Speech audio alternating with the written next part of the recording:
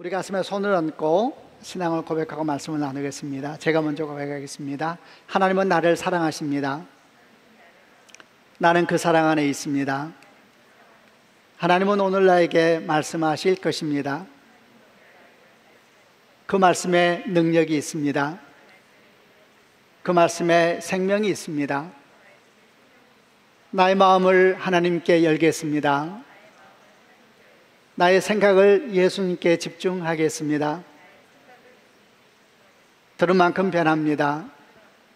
들은 만큼 행복해집니다.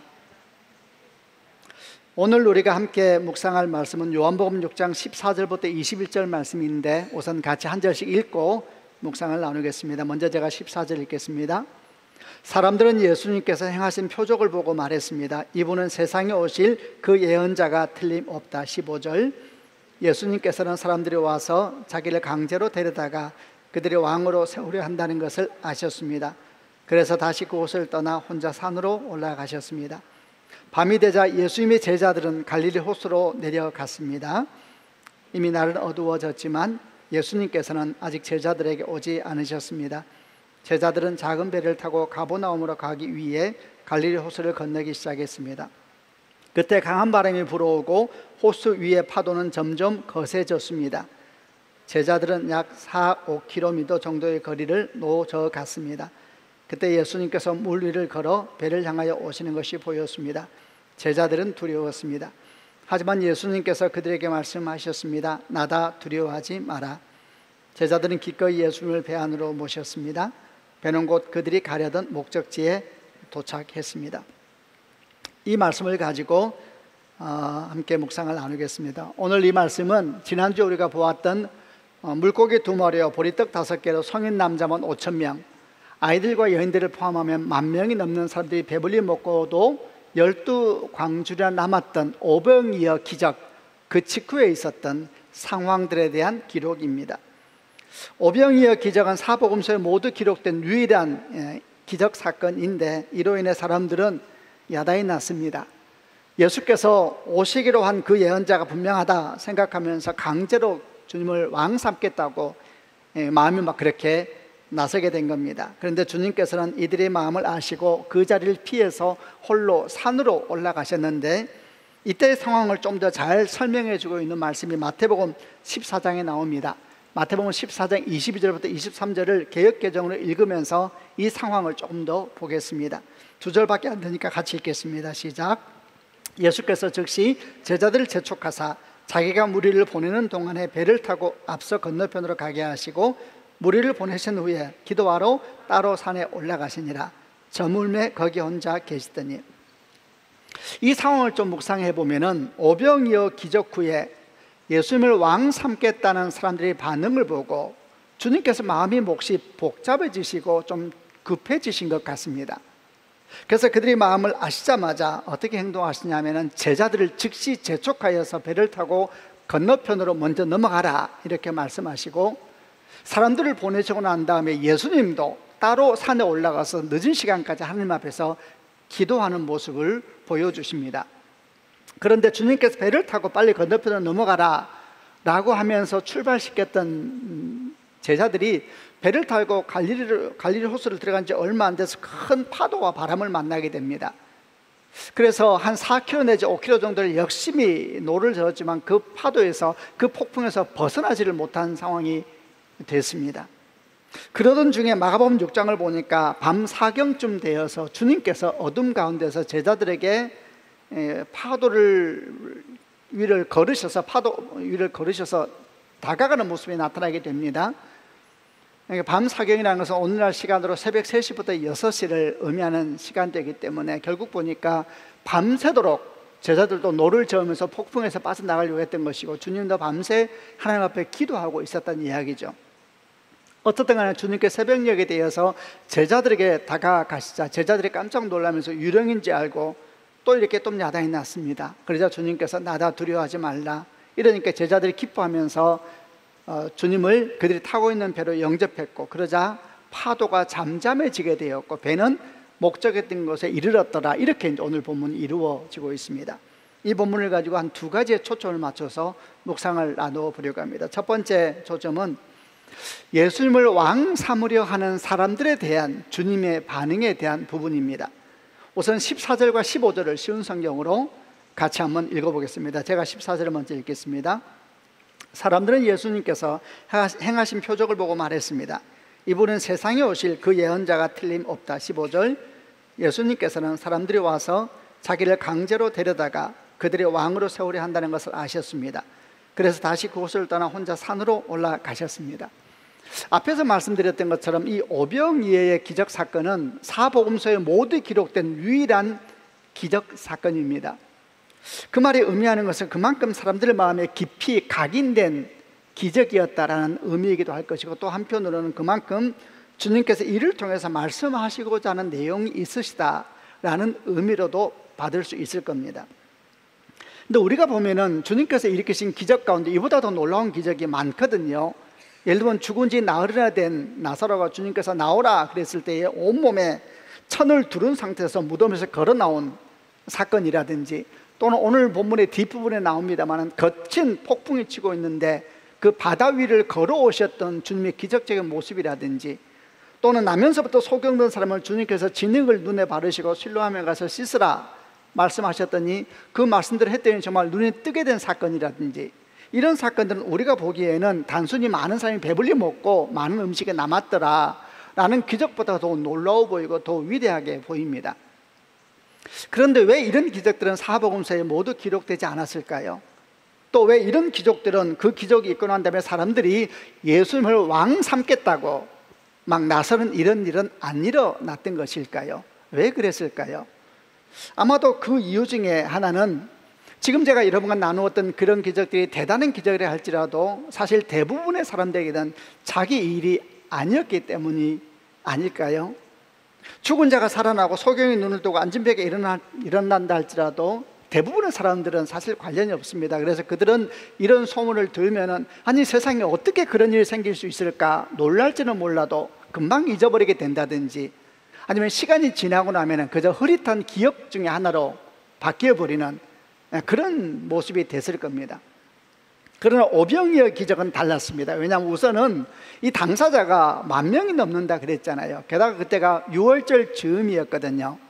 6월절이면 모든 이스라엘 남자들이 다 예루살렘에 올라가서 하나님께 예배하는 이스라엘의 가장 큰 명절이었으니까 온 나라가 그야말로 떠들썩하는 때였으니까 작은 소문도 금방 전국에 퍼지게 돼 있었습니다.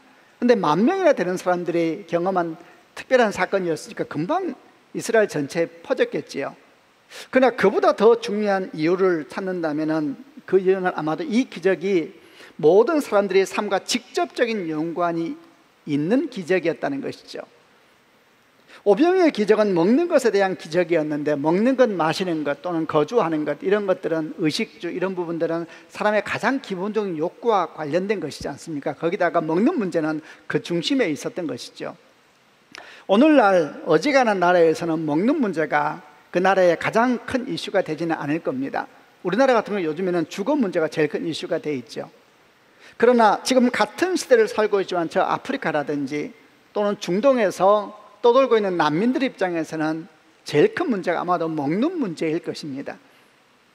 여러분, 그렇다면 2000년 전에 팔레스타인은 어땠을까요? 그 당시에는 모든 나라가 먹는 문제를 해결하지 못하고 있었으니까 먹는 문제는 가장 한 이슈였고 가장 중요한 주제였을 겁니다. 그런데 주님께서 그 주제를 건드신 겁니다. 보리떡 5개 물고기 2마리로 10,000명이 넘는 사람들이 배불리 먹었다더라. 엄청난 양이거든요. 그리고 12광주나 남았다더라. 이런 얘기를 소문을 통해서 들었을 때, 또는 그 당사자가 되었을 때에 그들의 마음은 죽은 사람이 살아난 그 기적과 비할 바가 아니었고 소경이 눈을 뜬 기적과도 비할 바가 아니었습니다. 지금 예수님은 한두 사람의 인생을 변화시킨 기적이 아니고 온 세상의 문제를 해결하신 기적의 당사자로 등장을 하고 있는 거잖아요. 그러니까 사람들이 바로 저 사람이 왕이 되어야 된다, 저 사람이 오시기로 한 그 선지자가 분명하다라고 나서면서 다 그분을 왕 삼겠다고 떠들썩하게 반응했던 것이 이상한 것이 아닐 겁니다. 그런데 이에 대해서 주님께서 어떻게 반응했다 그랬습니까? 즉시 제자들을 재촉하여서 건너편으로 가게 하시고 본인도 사람들을 돌려보내고 난 뒤에 산에 따로 가셔서 밤새 하나님 앞에 기도했다 그랬습니다. 이런 모습은 어떤 느낌을 갖게 됩니까? 이런 모습은 지금부터 일어나고 있는 일들, 아니 지금 오병이어 사건 직후에 있었던 일들이 뭔가 조심스럽고 또 굉장히 긴박하고 굉장히 경계해야 될 일들이라는 것을 보여주는 느낌을 갖게 합니다. 조금 더 묵상을 해보겠습니다. 이 오병이의 기적은 사실 사람들의 마음 가운데는 어떤 생각을 적나라하게 드러내는 계기가 되었습니다. 그 생각이 뭐냐면 우리가 기다리는 하나님이 누구신가라는 것이죠. 우리는 어떤 왕을 기다리고 있는가, 우리는 어떤 하나님을 기다리는가, 이 생각을 적나라하게 드러낸 계기가 된 것이 오병이어의 기적이었습니다. 여러분, 사람들은 어떤 왕을 기다립니까? 우리는 어떤 하나님을 기다립니까? 사람들이 기다리는 왕, 사람들이 기다리는 하나님은 오병이어의 기적을 일으키는 하나님이요, 오병이어의 기적을 일으키는 왕이었던 겁니다. 그러니까 예수께서 그 기적을 일으키자 그야말로 야단이 난 것이죠. 그런데 아까 말씀드렸던 것처럼 주님께서는 전혀 다르게 행동합니다. 즉시 제자들을 배를 태워서 보냈다 그랬는데, 이게 즉시라는 말은 시간적인 긴급성을 느끼게 하고 재촉하다라는 말로 번역된 헬라어 아난카조는 강제로, 억지로 어떤 일을 하게 했다는 뜻이 있습니다. 그러니까 정황을 보게 되면은 어떤 상황을 보고 주님께서 굉장히 긴급함을 느낀 것 같아요. 그래서 제자들에게 빨리 이것에서 떠나라 이렇게 말씀하세요. 제자들에게 설명할 시간도 없을 만큼 강제로 배를 타면서 빨리 건너가라 이렇게 지금 행동하고 있는 것입니다. 그것만이 아니라 주님도 그들을 빨리 보내고 난 뒤에 산에 올라가셔서 깊은 밤까지 주 앞에 기도하세요. 성경을 보게 되면 나중에 제자들 만났던 시간이 새벽 3시부터 6시니까 밤새 한숨 안 주무시고 하나님 앞에 기도하고 있었던 것입니다, 주님께서. 그리고 동시에 그 시간대에 제자들은 갈릴리 호수에서 큰 파도와 싸우고 있었습니다. 이런 복합적인 상황을 한번 보십시오. 제자들을 사람들로부터 분리시키시는 주님, 홀로 산에 올라가서 밤새 한숨 안 주시고 기도하시는 주님, 그 시간에 거친 파도와 싸우고 있는, 그러면서 그 파도를 벗어나지 못하고 있는 제자들, 이런 상황을 복합적으로 보면 어떤 느낌이 여러분 드십니까? 저는 이 모습 속에서 뭘 느꼈냐면은 이 오병이어의 기적 이후에 사람들이 보여주고 있는 영성, 이것이 대단히 위험하다는 것과 그리고 이 영성에서 빠져나가는 것이 매우 어렵다라는 것을 보여준다는 느낌이 들었습니다. 제가 다시 한번 말해볼게요. 이런 복합적인 상황을 보면서 아주 긴급해요. 주님은 한숨 안 주무시고 기도하고 있고 빨리 분리시키시고, 제자들은 폭풍을 만났는데 폭풍에서 빠져나가지 못하고 밤새 폭풍하고 싸우고 있는 이런 상황이 지금 동시에 일어나고 있단 말입니다. 이런 상황은 무엇을 의미하는가? 오병이어 사건 이후에 사람들이 보여준 신앙, 색깔, 영성, 이것이 대단히 위험하다는 것과 이 영성에서 빠져나가는 것이 굉장히 어렵다라는 것을 아주 상징적으로 보여주고 있다는 거죠. 여러분, 예수께서 빨리 제자들을 분리하고자 하였던, 긴급하게 분리하고자 하였던 사람들이 가지고 있었던 영성이 어떤 영성이었습니까? 영성에 표현해도 되고, 그들이 보여준 신앙 색깔이라 그래도 되고, 그들이 가지고 있었던 하나님 관, 이렇게 표현해도 되겠죠. 여러분, 그것이 무엇이었습니까? 한마디로 말하면 그 영성은 하나님은 어떤 분이셔야 되는가, 우리의 요구, 우리 필요를 채우시는 분으로 우리에게 계셔야 한다라는 신앙이었죠. 하나님은 어떤 분이셔야 되는가, 우리가 원하는 하나님, 우리가 기대한 하나님, 우리가 예배한 하나님은 어떤 분이냐, 우리 욕구를 채워주고 우리 필요를 채워주고 그런 분으로 계셔야 된다라는 것이 오병이어 사건 직후에 사람들이 보여준 하나님 관이었습니다. 그러니까 예수님을 하나님 삼겠다고 야단이 난 것이죠. 주님은 바로 이 영성으로부터 제자들을 즉시 분리시킨 것이고, 주님 또한 밤새 기도하시면서 이 영성의 영향력과 싸우고 계셨던 것이죠. 그러나 제자들이 이런 영성으로부터 벗어나는 것은 결코 쉬운 일이 아니었으니, 바로 이것이 얼마나 어려운지를 보여주는 것이 배를 타고 즉시 건너편으로 출발하자마자 그들이 만난 폭풍이었죠. 밤새도록 그 폭풍과 싸웠지만 폭풍은 그들을 놔주지 않았습니다. 마치 이 폭풍은 그런 잘못된 영성으로부터 벗어나려고 하는 제자들을 놓지 않으려고 하는 아주 견고한 진처럼 보이고 강한 장벽처럼 느껴지고 있습니다. 여러분, 하나님을 자신의 필요를 채워주시는 분, 자신의 욕구를 채워주시는 분, 왕으로 삼으려는 영성, 이런 욕망, 이런 신앙으로 벗어나는 것은 이렇게 어려운 일입니다. 우리 한번 신앙을 돌아보시길 바랍니다. 우리 신앙은 어떤 영성, 어떤 색깔을 가지고 있습니까? 우리 신앙은 어떤 영성을 가지고 있습니까? 오병이어의 기적은 예수께서 일으키신 겁니다. 근데 그 기적이 일어났을 때 그 기적 자체에 빠져서 정작 하나님을 예배하지 아니하고 그 하나님을 조종하려고 하고 하나님을 다스리려고 하는 이들은 도대체 누구입니까?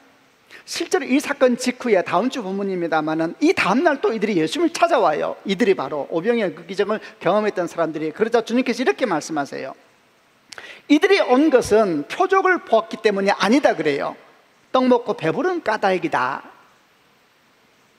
표적을 본 것 때문이 아니라 떡 먹고 배부른 까닭이다. 예, 오병이어의 기적은 표적이에요. 표적을 보았으면 어떻게 행동해야 돼요? 아, 이분이 하나님이시구나라는 걸 알고 그분에게 반응해야 되는데 떡 먹고 배부르니까 그 하나님, 내 하나님을 삼아야 되겠다고 완전히 앞뒤가 바뀐 것이죠. 이러면 주님 말씀하세요. 썩을 양식을 위해서 일하지 말고 영원한 양식을 위해서 일해야 된다. 이런 대화로 그 다음날 흘러가시거든요. 오병이어는 분명 하나님의 기적이었지만 그 기적 자체에 빠져서 하나님을 예배하지 아니하고 하나님을 조종하려고 하고 하나님을 지배하려고 하는 이런 도대체 누구입니까? 여러분, 이런 영성이 절대 우리에게 흘러오게 해서는 안 됩니다. 예수님께서는 이들의 영성을 그 사람들에게서 발견하자마자 즉시 재촉하여서 제자들을 분리하셨지요. 여러분, 우리도 이런 영성으로 우리를 날마다 분리해야 됩니다. 그것만이 아니라 주님은 이들을 빨리 돌려보내고 난 뒤에 산에 가셔서 홀로 밤새 기도하셨습니다. 우리도 마찬가지로 주 앞에 기도하면서 이 영성의 영향력으로부터 우리를 보호해달라고, 교회를 보호해달라고 기도해야 되는 것입니다. 무엇보다 필요한 것은 이 영성을 이기기 위해서 어떻게 해야 됩니까? 이 영성을 언제 이겼습니까? 제자들은 밤새 파도와 싸웠지만 그 파도에서 벗어나지 못했습니다. 그런데 새벽녘에 주께서 오셔서 그들이 타고 있는 배에 다시 올라오셨을 때에 파도는 잠잠해졌다 그랬죠. 매일매일 순간 주님께서 우리의 왕이 되셔야 됩니다. 매일매일 순간 주님께서 우리의 왕이 되시고 우리의 구원자가 되시고, 여러분, 그럴 때에 그 파도, 그 영성을 이길 수가 있는 것입니다. 우리는 기억해야 합니다. 하나님은 우리 욕구를 채워주시는 분이 아니십니다. 우리 필요를 채워주시는 분도 아니시죠. 물론 이 말은 주님께서 우리 필요에 관심이 없다는 뜻이 전혀 아닙니다. 주님은 우리 필요를 너무 잘 아십니다. 주께서 우리를 만드셨거든요. 우리가 먹어야 되고 자야 되고 우리가 감정적으로 채워지지 않으면 병들고 지치고 살지 못하는 사람인 것을 하나님이 너무 잘 아세요. 그러나 어떤 경우에도 우리의 욕구와 우리 필요가 하나님의 자리를 대신해서는 안 된다라는 것입니다. 하나님께서 우리의 욕구, 우리 필요를 위해서 존재하는 분이다라고 말하면 우리 필요가 하나님이 되는 겁니다. 그리고 하나님은 어떤 분이신가? 예, 요술 럼프 속에 들어가서 우리가 만지면 한 번씩 나와서 요술 부려주는 요정이 되는 겁니다. 그게 우상입니다. 우상. 눈에 보이는 것, 귀에 들리는 것, 당장 내 필요가 내 인생의 모든 것이 되면 반드시 우상 숭배는 거기에서 튀어나오게 되어 있는 것입니다. 여러분, 세상이 가르쳐주는 것이 그것입니다. 당장 눈에 보이는 것, 귀에 들리는 것, 네 감정, 네 필요에 따라 행동해라.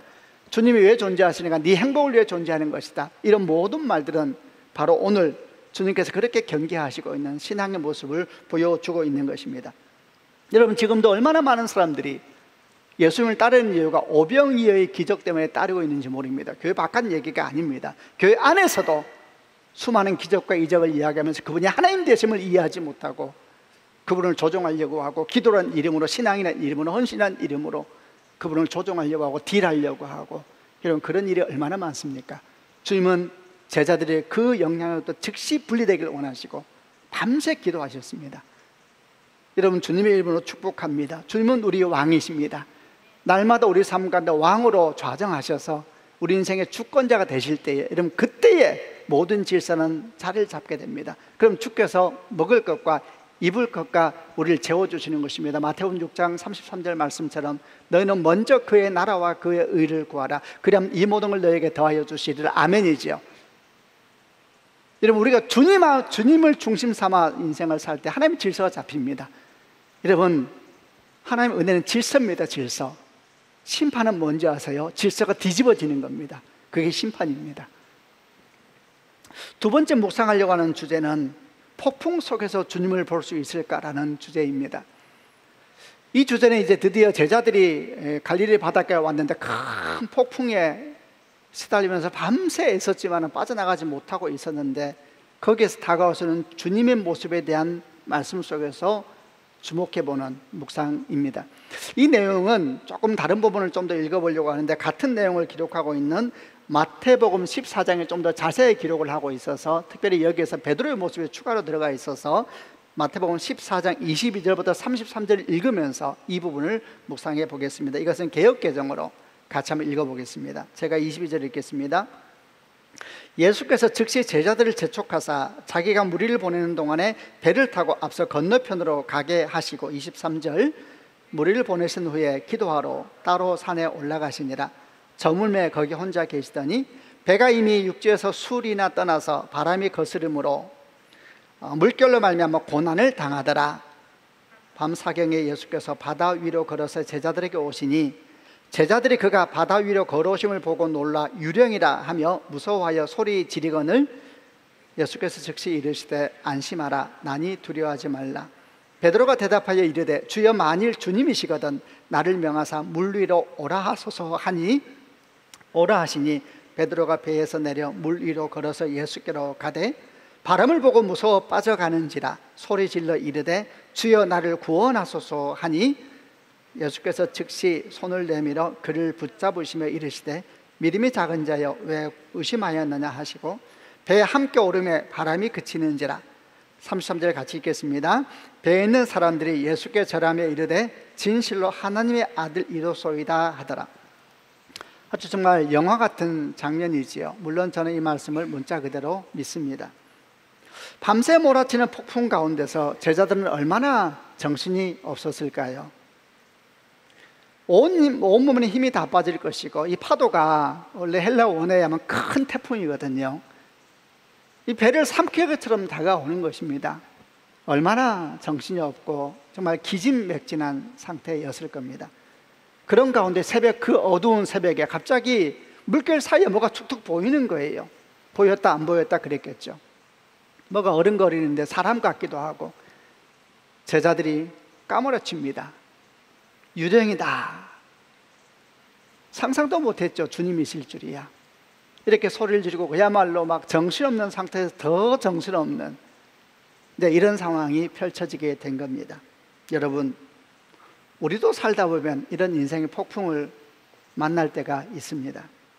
폭풍이 밤새 제자들이 탄 배를 뒤집어 버릴 것처럼 휘몰아쳤듯이 우리 삶도 때때로 살다 보면 그렇게 힘겹고 어렵고 우리 삶이 뒤집어져 버릴 것 같은 인생의 폭풍을 만날 때가 있다는 것이죠. 그러나 만약 우리가 그 폭풍 속에서 주님을 볼 수 있다면 여러분 어떻게 되겠습니까? 오늘 제자들처럼 우리는 우리 삶에 일어나는 폭풍이 왜 일어난지에 대해서 모르는 경우가 대부분입니다. 제자들도 똑같았습니다. 왜 도대체 우리에게 이런 폭풍이 일어나는 것일까? 이해할 수 없는 상황 속에서 우리는 한가운데 내던져지는 것입니다. 그러나 만약 그 폭풍 속에서 주를 볼 수만 있다면 그 폭풍은 나를 무너뜨리고 나를 절망케 하는 사건이 될 수 없을 것이며 오히려 놀라나라는 경험이 될 것이고, 참으로 모든 순간에 나와 함께 하시는, 그래야 내 삶을 굳게 세우시고 보호하시는 하나님 사건이 될 것입니다. 결국 요점은 이것이죠. 폭풍 속에서 나는 주님을 볼 수 있을까? 어떻게 해야지 폭풍 속에서 주를 볼 수가 있겠습니까? 오늘 우리가 말씀을 통하여서 몇 가지 아주 성경적인 교훈을 찾아보려고 합니다. 첫 번째는 기도해야 합니다. 제자들은 폭풍 속에서 어른거리는 존재를 보고 유령인 줄 알고 소리를 질렀습니다. 그때 주님께서 말씀하셨죠. 나니 두려워하지 마라. 그러자 베드로가 이렇게 답을 합니다. 정말 주님이시라면 저에게 명령하여서 오라고 해주십시오. 그러자 베드로가, 주님이 말합니다. 오라. 그러자 베드로가 배 밖으로 발을 내밀고 또 걸었더니 파도 위를 걸어졌습니다. 참 베드로다운 행동이지요. 그러나 동시에 이 베드로의 모습 속에서 우리는 폭풍 속에서 주를 보기 위해서 우리가 어떤 태도가 필요한지를 알 수가 있습니다. 여러분, 베드로는 그 정신없는 상황 속에서 주님과 대화를 하고 있습니다. 이를 주목하셔야 됩니다. 그 정신없는 상황 속에서 주의 음성이 들려왔습니다. 근데 의심이 생겼죠. 다시 그 음성에 묻습니다. 정말 주님이시라면 저한테 다시 말씀해 주십시오. 그래서 주의 음성이 또 들려옵니다. 그리고 그 음성에 따라 그가 용기 있게 발을 내딛기 시작합니다. 여러분, 이것이지요. 이것이 기도이지 않습니까? 그 정신없는 상황 속에 그는 주님과 대화를 하고 있습니다. 대단하지요. 열왕기하 6장을 보게 되면 엘리사와 관련된 한 사건의 기록이 되어 있습니다. 북이스라엘에서 엘리사가 선지자로 사역을 하고 있었는데 그 당시에 아람 왕이 이스라엘을 자주 침공하곤 했습니다. 근데 아람 왕이 침공을 하면 마치 북이스라엘 왕이 알고 있었던 것처럼 그 지역을 강하게 방어를 하고 있어서 아람 왕이 아주 큰 어려움을 겪곤 했습니다. 이상하다, 어떻게 아는 걸까 싶어서 내용을 알아보니까 북이스라엘에 엘리사라는 선지자가 있는데 미리 알아서 왕에게 알려준답니다. 이런 소식을 듣게 되자 아람 왕이 군대를 이끌고 엘리사를 잡으러 갑니다. 엘리사가 살고 있는 도단을 밤새 가서 다 포위해버립니다. 아침에 해가 떠올랐을 때에 엘리사의 종이 성 바깥을 보니까 큰일이 났습니다. 아람 왕의 군대가 성을 가득 덮고 있는 거예요. 이 종이 절망했습니다. 그때 엘리사가 종한테 이렇게 말을 합니다. 두려워하지 마라. 우리와 함께한 자가 그들과 함께한 자보다 많으니라. 멋지죠? 우리와 함께한 자가 그들과 함께한 자보다 많으니라. 그리고 엘리사가 기도합니다. 오 하나님이여, 내 종의 눈을 열어서 보게 하옵소서. 그 말씀이 열왕기하 6장 16절 17절에 나오는데 쉬운 성경으로 한번 그 장면을 같이 읽어보겠습니다. 읽겠습니다. 시작. 엘리사가 말했습니다. 두려워하지 마라. 우리를 위해 싸우는 군대는 저 군대보다 더 강하다. 그러고 나서 엘리사가 기도드렸습니다. 여호와여, 내 종의 눈을 열어주셔서 볼 수 있게 해 주십시오. 여호와께서 종의 눈을 열어주시니 온 산에 불말과 불전차가 가득하여 엘리사를 애워싸고 있는 모습이 보였습니다. 여러분, 우리도 기도해야 됩니다. 하나님이 우리 눈을 열어주옵소서. 보이지 않는 것이 보이게 해주시고 들리지 않는 것이 들리게 해주옵소서. 여러분, 우리도 기도해야 됩니다. 만약 우리가 눈에 보이는 폭풍 너머에 있는, 아니 그 폭풍 한가운데 걸어오시는 주를 볼 수만 있다면 여러분, 우리 삶은 얼마나 담대하겠습니까? 오늘 우리 많은 교회 성도들이 DBS를 수료를 했습니다. 여러분, DBS는 하나님께서 우리에게 해주신 참 축복이라고 저는 생각을 합니다. 그런데 그 시작이 어떻게 되었는지를 기억하십니까? 원래 우리는 지금 같은 DBS를 계획한 적이 없었습니다. 벌써 5년이 돼갑니다만 한남동에서 이쪽으로 이사 왔을 때 우리는 주일은 이곳에서 예배드리고 평일날은 가까이에 있는 빌딩 3개층을 빌려서 그곳에 예배실을 만들었습니다. 200명, 300명 들어갈 예배실을 만들어서 그곳에서 새벽 기도를 비롯한 주중 예배를 다 드리기로 계약하고 이제 이사할 날이 거의 다가와서 이틀 정도 남았었나요? 그런데 그때 우리는 정말 청천벽력 같은 소식을 들었습니다. 그 빌딩에서 예배할 수 없다는 사실을 알게 됐지요. 정말 얼마나 당황했는지 모릅니다. 내일 모레가 곧 이사인데 주일 예배 외에 모든 예배는 스톱되었고 모든 모임도 중지되었습니다. 그리고는 이사를 하자마자 우리는 아무 짐도 풀지 못하고 바로 그 다음 날부터 다시 공간을 찾아 나서기 시작했습니다. 큰 돈을 들여서 인테리어는 끝난 상태였는데 정말 얼마나 우리 마음이 당황스럽고 어려웠는지는 주님께서 아실 것입니다. 우리는 지금도 왜 그런 일이 생겼는가에 대해서 이해할 수 없습니다. 그런데 우리는 그때 기도했습니다. 아니, 기도할 수밖에 없었죠. 우리 죄가 있다면 용서해 주십시오. 그러나 주의 뜻이 있으시다면 그 뜻을 우리에게 밝히 보여주옵소서. 정말 가는 곳곳마다 기도했습니다. 그리고 어느 날 정말 저는 생각지 못한 길이 우리 가운데 열리기 시작했습니다. 저 개인적으로는 그 시작은 서대전역에서 KTX를 기다리고 있는 중에 한쪽 구석에서 보았던 서대전역에 있는 강의실에서 열리고 있는 불교 강좌에 대한 광고였습니다. 저는 그 광고를 보자마자 여호사 목사에게 전화했죠. 우리도 흩어져서 예배드리자. 흩어져서 성경 공부를 하자. 우리는 성도들에게 교회 성경 공부를 위해서 공간이 필요하다고 오픈해달라고 부탁을 드렸습니다. 그리고 많은 성도들은 이곳저곳에서 공간을 열어주기 시작했습니다. 그리고 그때 우리는 그 직후에 우리는 서울 시내 전역에 흩어져서 하는 오늘날 TV에서 같은 모습이 시작되었습니다. 얼마나 정말 주의 은총인지 모릅니다. 지금은 코로나로 인해서 영상으로 하고 있습니다만 내년이 되면 우리는 다시 서울 곳곳에 흩어져서 하나님의 말씀을 배우는 일을 경험하게 될 겁니다. 왜 내게 이런 일이 생기는 것일까? 이해할 수 없는 일이 대부분이지요. 그러나 여러분, 우리는 그 가운데서 기도해야 됩니다. 주여, 이 고난이 속히 지나가게 하시되 아무쪼록 이 고난을 통하여서 우리에게 말씀하는 주의 음성을 듣게 해주시고 이 폭풍 한가운데 오시는 주의 모습을 저희로 보게 하여 주옵소서. 두 번째, 폭풍 속에서 주님을 볼 수 있게 해서 우리에게 필요한 것은 뭡니까? 두 번째, 그 폭풍에 너무 매몰되어서는 안 된다라는 것입니다. 베드로는 주의 말씀을 믿고 파도 위를 걸었습니다. 얼마나 멋집니까? 그런데 어느 순간 파도가 너무 커 보였습니다. 아마도 어느 순간 큰 파도가 베드로를 향해서 다가왔는지 모르겠습니다. 그 순간 베드로는 그 파도가 너무 무서워서 파도의 마음을 빼앗겨 버리고 말았습니다. 그리고 그 순간 베드로는 물에 빠지기 시작했습니다. 대단히 계시적인 장면이지요.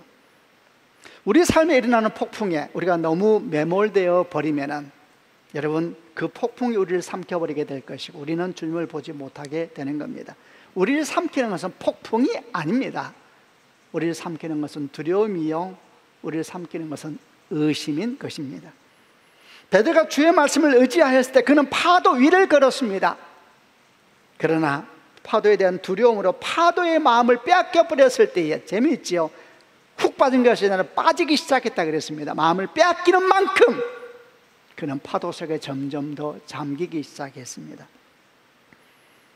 우리는 염려하지 않을 수가 없지요. 어떻게 염려를 안 합니까? 그러나 그 염려에 매몰되지 않도록 자기를 지킬 수는 있습니다.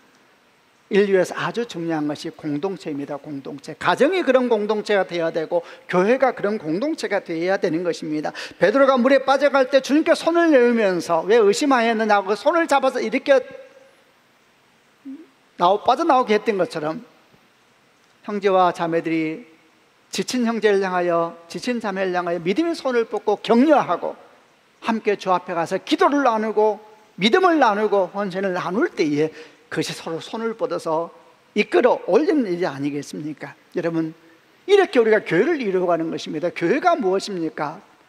교회라는 것은 함께 파도 속을 걸어가는 주의 백성들 아닙니까? 서로 손을 뻗고 서로 도움을 주면서 믿음의 걸음을 함께 걸어갈 때 우리는 넉넉히 파도 위를 걷는 백성이 될 것입니다. 우리 지금은 교회 공동체를 이루고 있습니다. 교회는 항상 우리에게 슬픔이기도 하고 우리의 고민이기도 하지요. 그러나 교회는 하나님이 주신 선물입니다. 교회는 건물도 아니고 조직도 아니기에 교회는 결코 쇠하지 않을 것이며 무너지지 않을 것입니다. 눈에 보이는 지역교회가 무너진다 하더라도 보이지 않는 주의 몸뚱이는 결코 사라지지 않기에 우리가 그 함께 교회를 이루면서 파도 위를 걸어가는 믿음의 행진을 하고 있는 것입니다. 이번 여름에 아까 광고 드린 것처럼 여행지에서 만나는 순례길이라고 하는 프로젝트를 진행합니다. 어찌 보면 별거 아닌 것 같지요. 그러나 저는 그렇게 생각하지 않습니다. 우리가 함께 모이지 못하지만 가정별로 움직이게 되겠죠. 그러나 그런 걸음걸음들이 모이면서 위대한 행진은 시작되는 것이고 그런 기도들이 모이면서 기도의 아름다운 합창이 울려 퍼지는 것이 아니겠습니까? 그것이 영적인 권세가 되어서 손에 손을 잡고 함께 파도 위를 걸어가는 그리스도인들, 그 가운데 우리가 있는 것이 아니겠습니까? 마지막 세 번째, 어떻게 하면 폭풍 속에서 주님을 볼 수 있을까? 그것은 평소의 삶이 주와 함께 걸어가는 삶이 되어야 한다는 겁니다. 여러분, 제자들은 바로 조금까지도 주님과 함께 있었습니다. 바로 조금까지 주와 함께 대화했고 주의 기적의 현장에서 있었던 것이 제자들이었습니다. 그렇게 폭풍 속에서 주님이 걸어오셨을 때에 그 음성을 금방 들을 수 있었고 금방 분별할 수가 있었던 겁니다. 폭풍 속에서는 주님이 잘 보이지 않습니다. 그러나 아주 맑은 날, 단정한 날 주와 함께 걸었던 사람들, 주와 함께 대화하고 주와 함께 웃었던 사람들은 그 폭풍 속에 들려오는 음성이 들립니다. 여러분, 우리가 평소에 어떻게 살아야 되겠습니까? 어려움 가운데 있습니까? 주 앞에 기도하십시오. 평안한 가운데 있습니까? 더욱더 주님을 사랑하고 주의 음성을 들으며 걸어가십시오. 그것이 능력입니다. 어떻게 하지 폭풍 속에서 주를 볼 수 있을까요? 말씀을 마무리하겠습니다. 오늘 말씀의 마무리는 이렇게 끝납니다. 21절에 이에 기뻐서 배로 영접하니 배는 곧 그들이 가려던 땅에 이르렀더라. 기뻐서 배를 영접하니, 다른 성경하고 연결하면 파도와 바람은 잔잔하여졌고 배는 그들이 가려던 땅에 이르렀더라. 얼마나 멋진 마무리입니까? 오병이어 기적 뒤에 보여준 사람들의 영성을 거부하며 폭풍 속에서 주님을 볼 수만 있다면, 그리고 그 주님을 내 삶의 한가운데 왕으로 다시 초청하면서 매일매일 걸어갈 수만 있다면 우리 인생은 가려고 했던 목적지에 넉넉하게 이르게 될 것입니다. 주의 은혜가 여러분과 함께 하시기를 바랍니다. 기도하겠습니다. 눈을 감고 한번 가슴에다 손을 얹어 보시길 바랍니다. 오늘 말씀 가운데 여러분에게 다가왔던 말씀은 어떤 것입니까?